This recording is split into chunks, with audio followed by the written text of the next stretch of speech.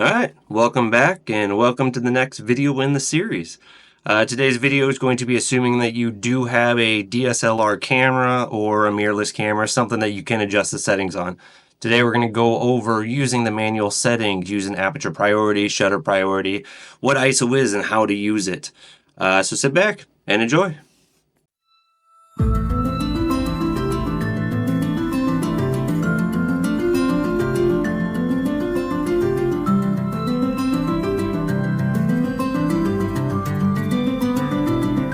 Alright, for today's video we're going to be using my Nikon D7500 to demonstrate the different functions and the different uses for your manual settings.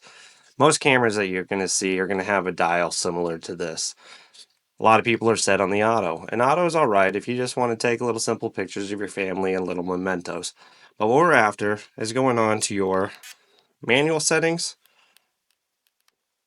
aperture priority, and shutter priority. And in this video, we're going to go through all the different uses for that and what it is that they do. Now, the first one I want to start off with is called Aperture Priority, usually listed as an A on the dial. Now, what that's going to do is allow you to adjust the aperture of the lens while the camera decides what to do with the shutter speed and the ISO. Now, the aperture are these little blades inside of the lens that open and close, allowing in more or less light. Now with your photos, what that'll do is gives you that effect of an in focus and everything else out of focus. The lower that ISO number is, the higher the opening in the lens. When you bring it down to around an 8, that's where you're going to get more of the things in the picture in focus when you're doing like a landscape photo. But you open that wide up, you're going to get photos like this.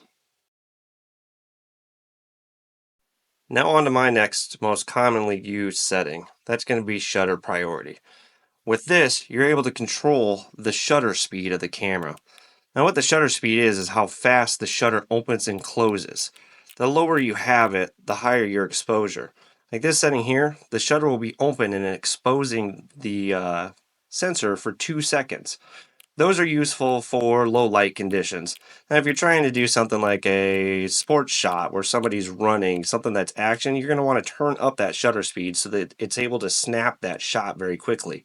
Now, as in aperture priority and shutter priority, the camera is going to decide what to do with the aperture and with the ISO, which right now you'll see the ISO is not moving because I actually have the ISO on manual adjustment as I do manually adjust my own. We will go over that here shortly. Now onto manual setting. In manual setting, you're able to control both the shutter, the aperture, and the ISO of the camera. So in this setting, I can change out the shutter speeds and I can also change out the aperture. Now remember, when you're doing this, it's going to change the exposure of the photos. Within the camera, within this one, when I'm looking through the eyepiece, I can see a meter that's going to show me if I'm underexposed or overexposed. It's something you do need to watch out for. Now you can correct that by bringing up your ISO. Myself, I usually like to keep my ISO in between about a 640 to maybe a 3200. Usually I don't go any higher than 6400. With the ISO, if you get the ISO higher trying to lighten the photograph up, it's going to make it very, very noisy and very, very distorted when you come in to do the development, when you bring it into an application like Lightroom. Now, something that I suggest that people always change is what is called the image quality in the Nikon cameras. I'm not sure what it's called in the Canons or the Sonys, but you'll be able to find it. What it's going to look like is where you have JPEG and RAW. JPEG is a compressed file that isn't going to have as much information as a RAW file. Now, if you plan on just shooting pictures and uploading it onto your computer and sharing it with people, JPEG's completely fine. But if you plan on taking it into an application like Lightroom to edit it, you're going to want that in a RAW file so it has as much information as possible so you are able to refine it without getting a whole lot of digital noise to it. Next one I wanted to talk about is the ISO auto settings. Right now I have my ISO set to on, and the intensity I can change. And what that's going to do is automatically adjust the ISO to what it sees fit. You can see here moving it as I turn it towards the lights. And what I suggest doing is going into your menu and setting your ISO sensitivity. Now what I have mine set here is that it won't ever go above 6400. I suggest not going above 6400 because you don't want to get that noisy, distorted pictures when you go in there to go do any of your editing.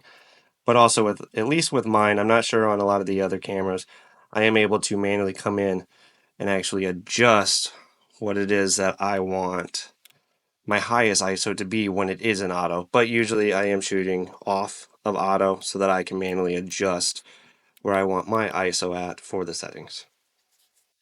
Well, I hope I was able to give you some good information and a good place to get started. Now it's up to you to get out there, play around with those settings, and kind of get an idea of what each one of them does. Until next time.